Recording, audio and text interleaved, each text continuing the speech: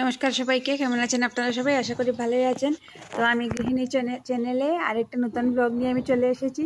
আর এই যে দেখুন, আজকে না সকাল থেকে এত বৃষ্টি হচ্ছে একটু মানে একটা ঝড় হচ্ছে, বৃষ্টি এত ঝড় উঠেছে, তারপর আবার এখন আবার একটু একটু রৌদ্র উঠে দিয়েছে। তো ওয়েদারটা বেশ ভালোই লাগছে। আর ওদিকে আমার রান্নাবান্নাও শুরু হয়ে গেছে, স্নান টান সব শেষ করে ফেলেছি।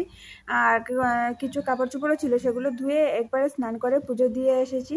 কারণ বৃষ্টি ছিল, খুব বেশি বৃষ্টি ছিল তখন সকালবেলা।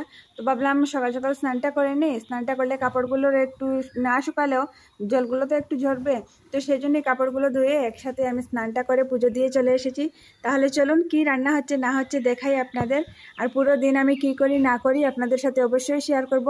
পাশে থাকুন, দেখতে থাকুন। আর চ্যানেলটাকে প্লিজ লাইক কমেন্ট শেয়ার অবশ্যই করে সাবস্ক্রাইব করে দিন। তো এই যে দেখুন, এখানে ডাল রান্না করেছি। আজকে হবে ডাল, আর এই যে এটা শুটকি মাছের একটা চাটনি করব ঝাল ঝাল করে। কারণ এই কিছুদিন তো বেশ নিরামিষ গিয়েছে, অনেক দিনই নিরামিষ খেলাম, 4 দিন 5 দিন। তো এখন একটু ঝাল ঝাল না হলে মুখের স্বাদটা পাল্টাবে না, সেজন্যই শুটকি মাছের এই চাটনিটা করছি।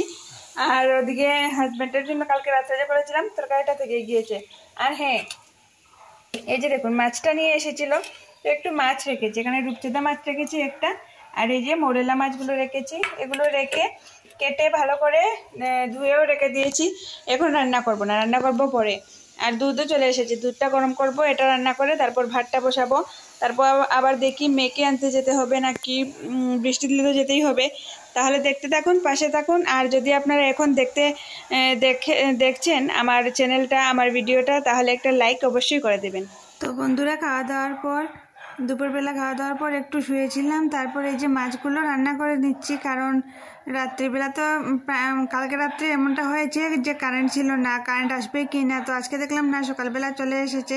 তো এখন যেহেতু বৃষ্টির দিন, ঝড় তুফান দিচ্ছেই প্রতিদিন, আর কারেন্টটা কখন চলে যাবে আর কি না কি হয়ে যাবে, তো 3-4 দিনের জন্য আবার কারেন্টটা কাট হয়ে যাবে। তো সেই জন্যই ভাবলাম কি, এত বড় বিকেল তো কি বা করবো, খাওয়া দাওয়া শেষ হয়ে গেছে, একটু রেস্টও করে নিয়েছি, তবুও যেন আর সন্ধ্যা হচ্ছে না। তো এদিকে করে নিচ্ছি। আর এই যে বড় মাছটা শস্য দিয়ে করেছি চচ্চড়ি, আর ওদিকে টমেটো দিয়ে, আর এই যে মোরেলা মাছগুলো করে নিচ্ছি, মানে একটু মাখা মাখা করে করব। ওটাতে শস্য দিইনি, ওটাতে শুধু পেঁয়াজ বাটা দিয়েছি, দিয়েই করছি। আর এই যে দেখুন, বিকালটা সূর্য মামাও অস্ত যাচ্ছে, কিন্তু এখনও অনেক বেলা থেকে গিয়েছে। তো বিকালবেলাই রান্নাটা করে নিচ্ছি, কারণ রান্নাটা করে এই যে বাসন আছে অনেকগুলো, বাসনগুলো ধুবো।